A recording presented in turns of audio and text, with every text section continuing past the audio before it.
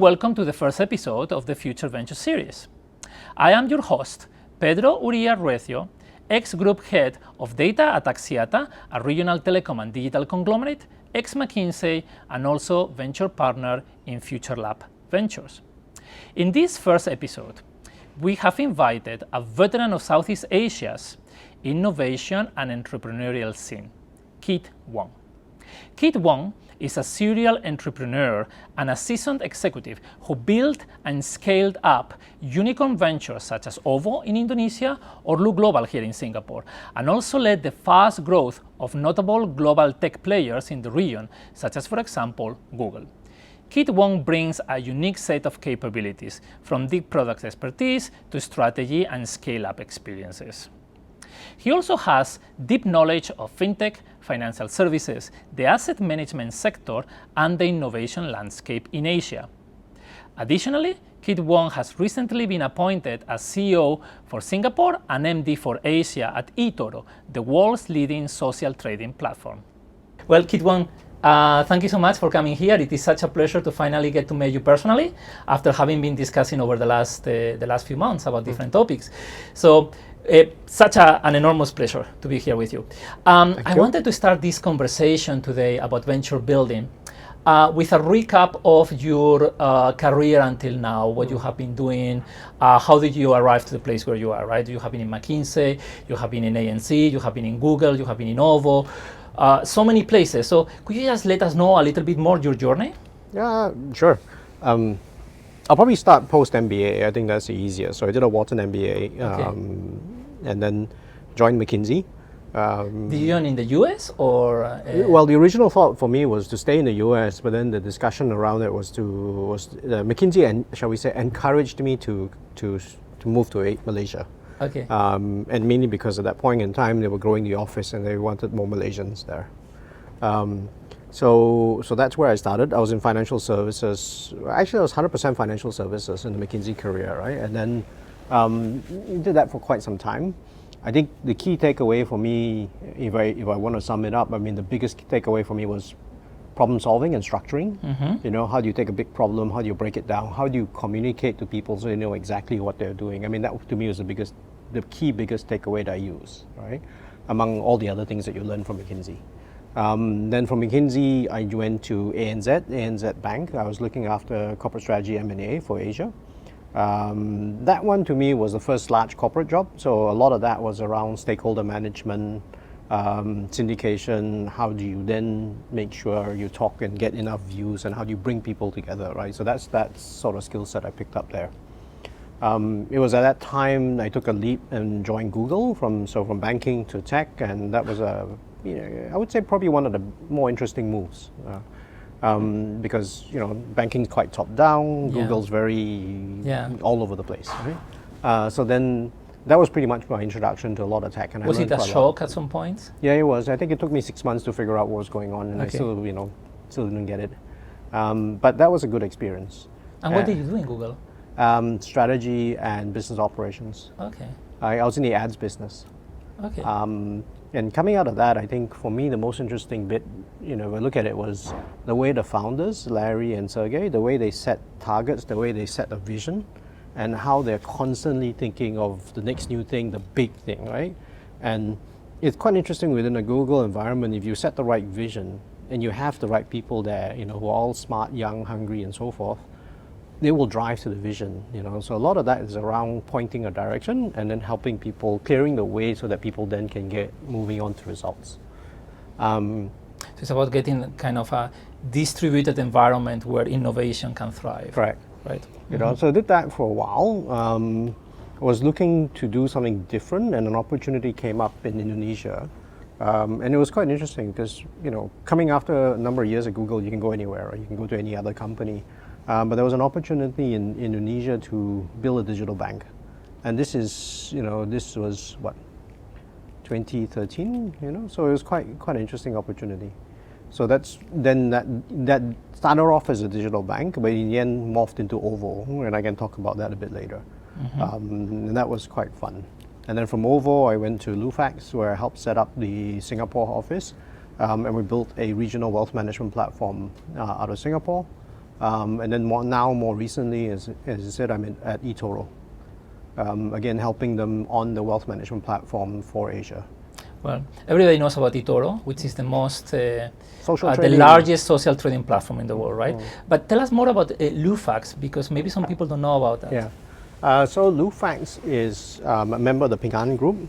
Lufax started out in China as probably the largest P2P player in China. Now it's morphed, right? Because P2P in China is not there anymore. So now Lufax is a pretty large personal loans and wealth manager platform. Right, so it's massive, right? It got listed recently. It's a massive enterprise in China. In Singapore, in Asia, it's different. We're focusing purely on wealth management, and in this case, it's around democratizing finance, but at a certain higher level, right? So we were specifically looking at illiquid products like private equity, not so much VC, but private equity, private debt, and bringing it together using the platform as an aggregation device. In order to hit those sort of minimum subscription bulk sizes, but then we would then fractionalize it. So we were offering private equity over a mobile device for minimum 5K investments. Still 7-year lockups. $5,000 or $5,000. $5,000. Yeah. And we found that was very interesting because what we found was when you make it that sort of number, people are interested. There's always a lot of demand for this, but if you say 300,000 minimum, then there's only a certain segment you can go for. Whereas if you make it available, and the other discussion is it's part of a balanced portfolio, is actually a very viable option. So the whole discussion around is private equity too risky for people? For me, it comes back down to a portfolio discussion. If you have 100,000 to invest and you put 5,000 into private equity, that's not a huge exposure. That's not a huge exposure. On the other hand, if you have $300,000 and you put the whole lot into one private equity deal, that's a bit risky, right? So it's about balanced portfolio. Perfect, very good. Well, so thank you very much for this introduction. We're going to discuss more focusing around venture building, sure. Right? So we're going to discuss about how to identify opportunities, how to grow these opportunities, how to manage people in a corporate venture, how to manage the governance between sure. the motherhood of the corporate parent of the venture and the different ventures in the portfolio. But maybe we can start with your experience in OVO, because that was precisely a corporate venture building experience, right? Can you tell us a little bit about what is the idea behind OVO and where it was, where that idea was when you joined? Okay. So the OVO was founded by the Lippo Group, By Lippo itself, and basically... And Lippo Group is an Indonesian conglomerate. Yes. So they were at the ideation stage in order to look at different businesses that they could venture into. And one of the ideas that came up was a digital bank. And that was basically at that point in time where they had looked at the landscape and said, this could be interesting for us. They have a banking license and a few of the ingredients were there. So that was at that stage then, and then I was approached to see whether I'd be interested to help them kick it off. That's basically how it started. So when I came in, there was no employees. I think I was employee number 1. You were employee number 1? Yeah, wow. I think so. Maybe there were a couple here and there, but definitely about employee number 1. And I was at that time I was brought in. I was a CEO for that setup, and we started building and designing a digital bank. Right, so the full works, right? Core bank system, all that, working under an existing license, right? So it would become a sub-brand maybe of an existing bank offshoot, Okay. So that was the whole concept behind it. And this is where it's interesting was we started that way, and we realized after a period of time that actually the digital bank in itself was not sufficient. Because it sounds nice, but what really do consumers want with a digital bank, and where's the differentiation versus a traditional bank? And on top of that, there was another enterprise in Indonesia at the time called Genius. So Genius had started building about a year and a half earlier than OVO, and it was getting to the stage. We had caught up quite well, but they were still going to beat us to the punch. And so then the discussion was at that point, should we still go ahead with the digital bank positioning or try something different? Right? And that's where then we morphed it into OVO. We already had settled on the brand name. So today OVO is a payments and membership. A membership platform rather Correct. than a digital bank. Correct. But the background and the whole rails is built like a digital bank. Okay. right? But we just didn't see the value in going to market with digital bank number 2. And that was where we pivoted, expanded the company, where then Lipo brought in a few other sub-companies they had and brought it all together. And that's when my job morphed to Chief Product Officer. Okay. And then that's when we then focused on, so we were already having the rails for banking and payments and so forth. They brought in one of the smaller companies which had a membership services, and we brought it all together and went to market with both payments and memberships. Okay. Rewards is a better word. Okay, perfect. And had you done venture building at that time No. when you arrived to Ovo? Because you were in Google, and that was, you were Google, just saying that you you build got in, business, but it's not the same. it's not the same. So what was your mindset about how corporate venture building should be done when you arrived to Ovo, and how did you adapt that mindset? How did the way of building ventures that you had in your mind evolve over time? I would argue, I've not done it before at that time, right? So you can argue you're a bit naive. It's kind of like, oh, that's a cool idea, let's just go do something, and given my background in banking and Google, and somebody gives you an opportunity to say, hey, you want to build a digital bank at that point in time, and this is, again, like I said, in 2013, right, where nobody's really talking about it was pretty cool. Okay. So that was the general thing. Was more around, okay, let's do something entrepreneurial. There's an opportunity here, and then there are certain ingredients that make sense versus doing it yourself, right? And so that's the bit. So I didn't really have many preconceived notions. I have a better idea now, clearly. It's one of those things that, okay, I'll just approach it like a startup and just build from scratch and see what happens. Okay. And what is that better idea that you have now? So if you can look past in time, what are the key lessons learned or the key ingredients that corporates should take into account when it comes to building ventures? Let's skip aside the whole point on what is the business idea, because that's part of that discussion. I think the key thoughts for me for a corporate is, what are you bringing to the picture? Other than money, or maybe a bit of talent, what do you bring into this wider picture? Because if you're not bringing anything, then the question is, what's the value of that, right? So I think that's one set of questions around that. Second set of questions would be very clearly set up the governance right. And make sure that if you really want to do a venture build, what is the venture build style that you want to do? Is it a separate, totally independent run, or is it actually a division within your corporation? When and you can define it any way you want. But I think agree on that upfront, and that model then defines how you work with the team that builds the venture in itself. Those to me would be fairly big issues to solve. Other than, of course, what's the business idea, and does it make money and all that stuff. Let's get into these items one by one, right? Let's discuss a little bit about the corporate assets. What are the assets that the corporate is bringing to the table? Then we'll go into the other things that you have said.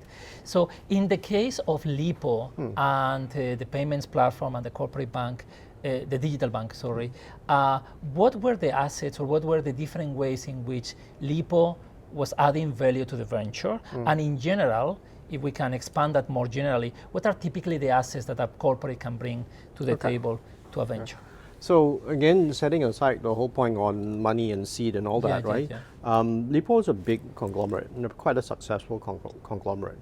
And they have businesses, a wide range of businesses. I think what made a lot of sense for what Ovo was doing is that they're actually very strong in consumer-related businesses. So they have a coffee chain, they have malls, they run supermarket chains, they run department stores, they run hospitals. So a lot of their focus is on people and people-related or consumer-related businesses. Right? So those were assets which, when we had overlooked at it, and this is in the discussion on do we stay a digital bank or do we morph, was, okay, you know what, there's a range of assets. How can we then leverage those assets to make this bigger? And clearly, if you look at it, was rewards programs. At that point in time, everybody kind of had their own reward program. So the concept was to bring it all together into one generic reward program and and use that scale to roll it out for customer adoption. So that was clearly one sort of assets they had access to. But life is never as easy as that, right? You don't just say, I want it, and everybody gives it to you.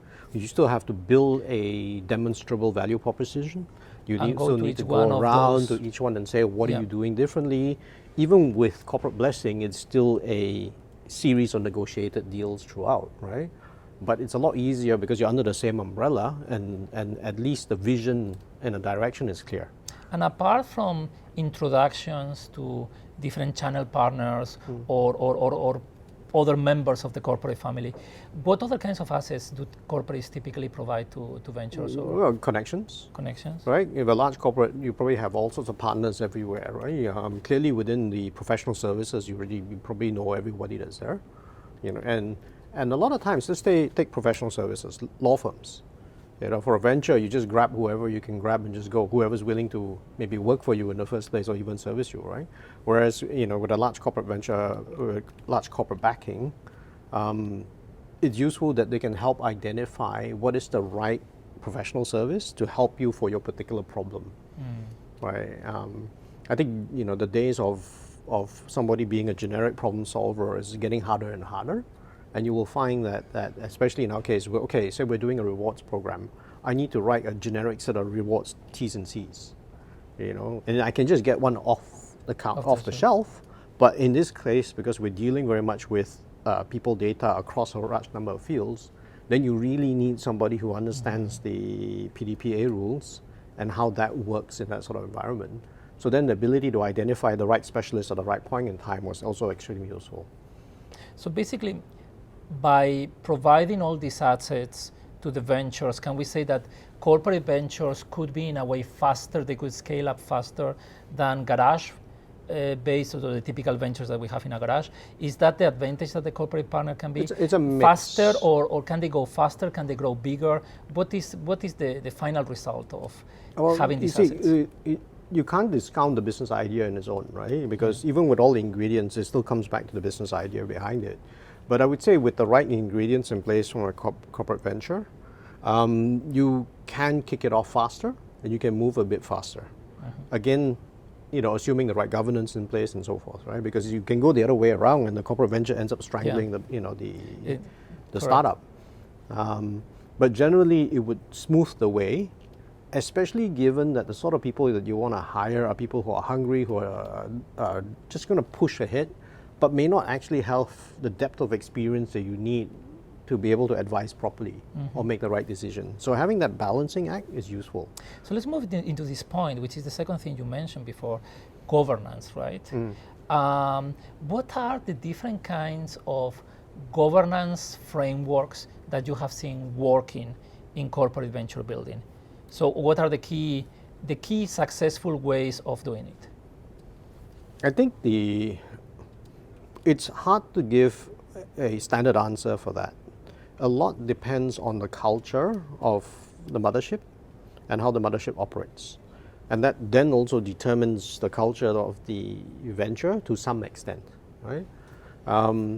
And for example, is it a case where the venture is set up as 100% independent?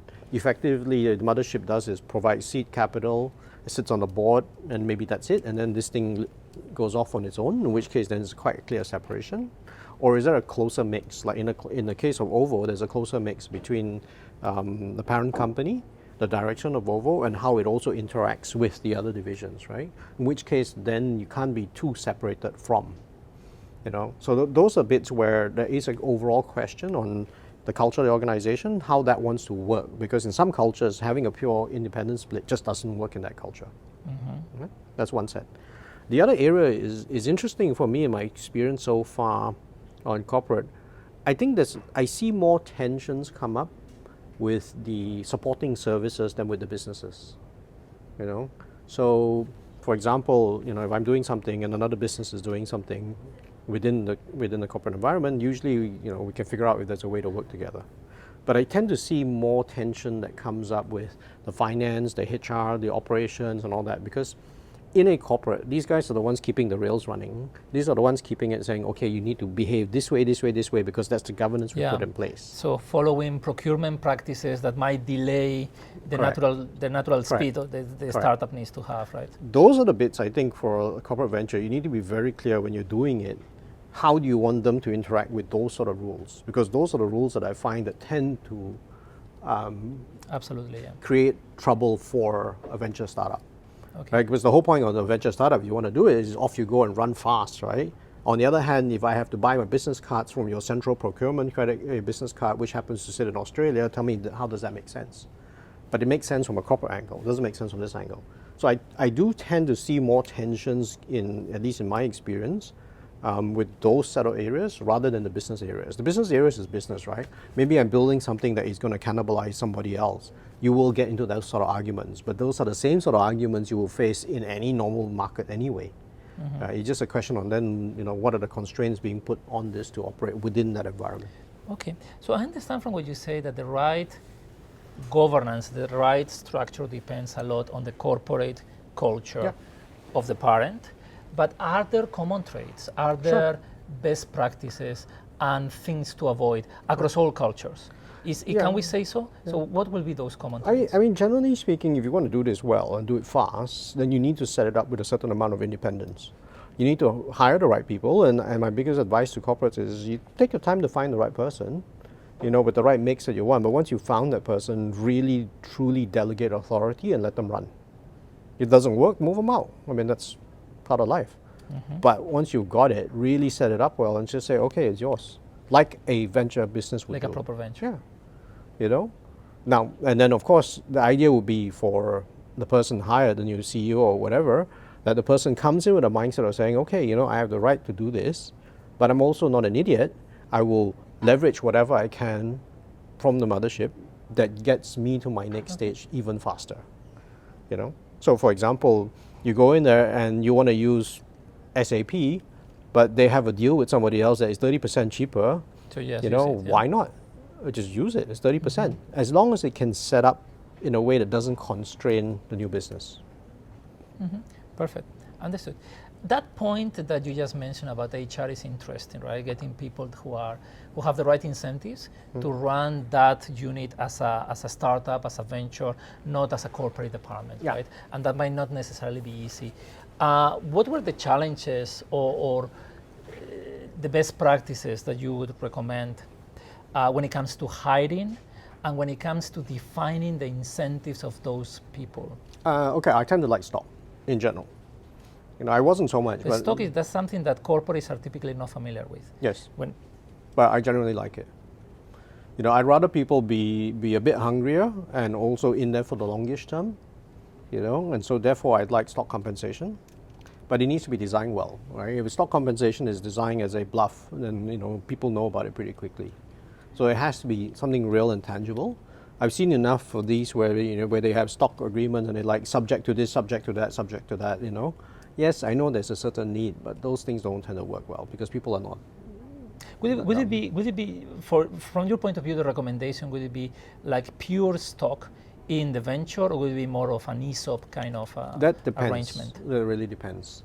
If, for example, there's no intention of ever spinning off the venture, then giving stock in the venture is not terribly relevant, right?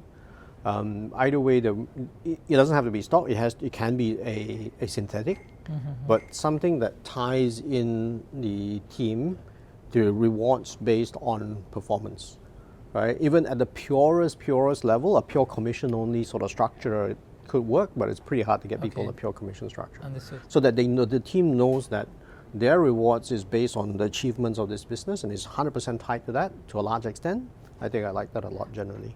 And how would you approach the concerns that corporates have typically when it comes to give equity away in their units? Because that's something that they typically don't do, right?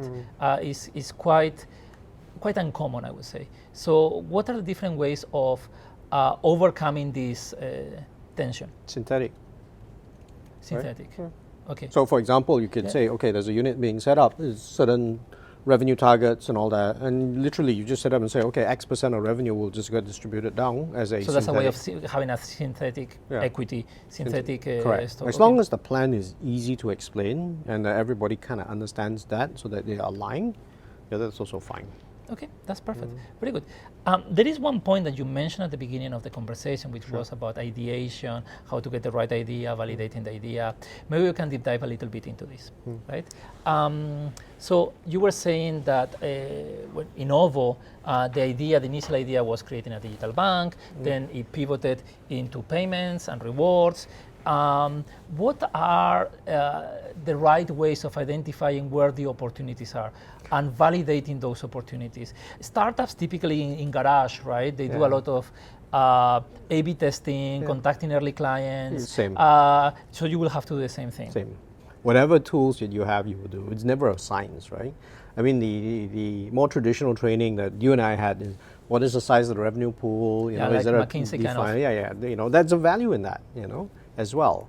So you can identify pockets of opportunity, but that way you will not be able to identify the actual opportunity inside the pocket. Correct. You can, at least I think the top-down version, revenue pools, all that, gives you a sense of size of the prize. You know, then the actual niche will not come from that. The actual niche to me will come from really understanding who the consumer is, if it's a consumer or whatever, but who's the customer, what is the pain points that they're facing, and do you have a solution there that works? And then once you've got that, the next question is that particular solution or pain point, you know, is that worth $50 or is it worth, you know, way more than that, right?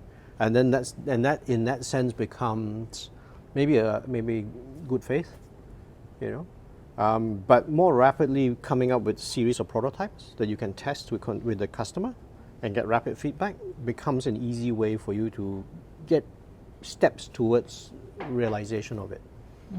But there's no rocket science. You know, if you spend a lot of time, you know, crunching the numbers, you know, it's a waste of time, because the numbers are the numbers. All you want is something that says, yep, roughly. The rest becomes go for it, try it, say it, you know, test it, succeed, fail, move on, refine, move on, refine. Right? So the pivots are very important, actually. How does this approach of pivots, it makes total sense, this is how startups really work in the real world, but how do corporates cope with this approach? Because they're not used to that. It's another of the things that corporates typically don't do, right? So you make a business plan, and changing the business plan in a corporate is kind of a big decision. When in a startup, is something that could happen quite often, right? So how do you close the gap between the two? But this comes back to the governance structure, right? Are you setting this up as something that is somewhat independent, or is it a division off, right? And the moment it's a division off, then it falls under a lot of those sort of challenges, you know. So that becomes my first point will be that's an internal discussion that needs to happen with the corporate venture builder, and say, okay, what is it that you really want to do?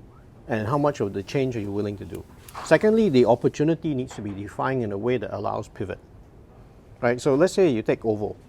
If I define my opportunity as 100%, I want to build a digital bank and be the first to launch a digital bank in Indonesia, then that's all I'm building.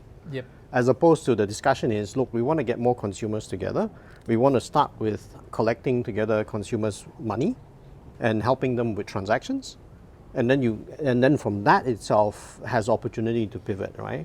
So in that sense, at the beginning, I would keep it reasonably broad, have a direction so everybody's aligned. So for example, at least say I'm going after consumer or am I going after B2B, right? At least that's a key decision. You know, but at least have something there that defines it, but allows the freedom for it to refine as it goes on. Okay.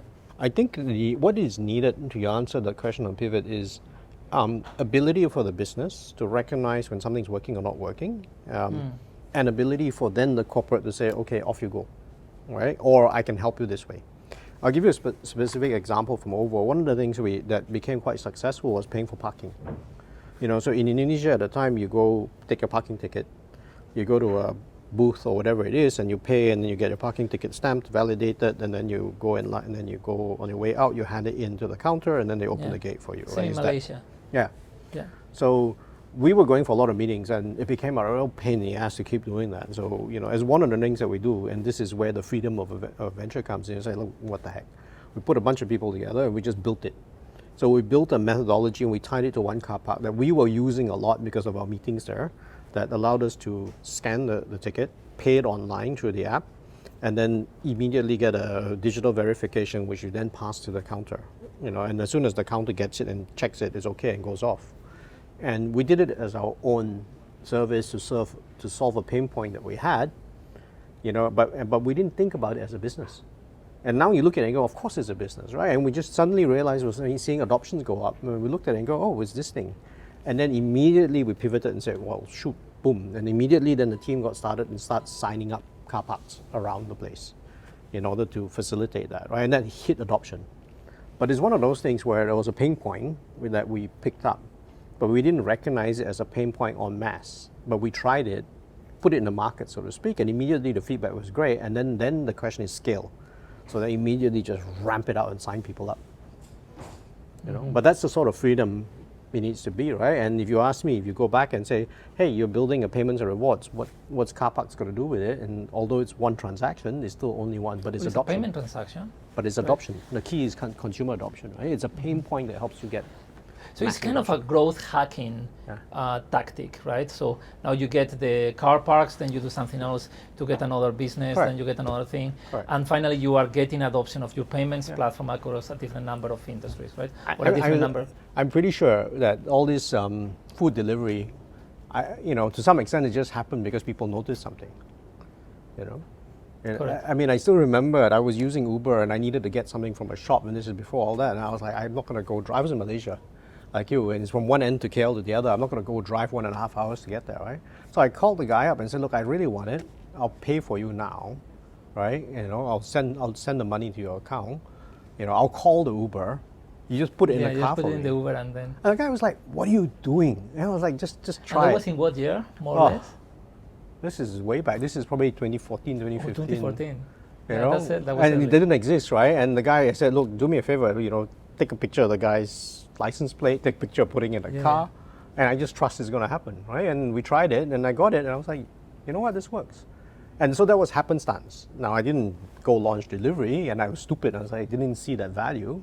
But clearly, people were hacking around doing that anyway. And so the key point on that will be, when you got that service, go listen to your consumer.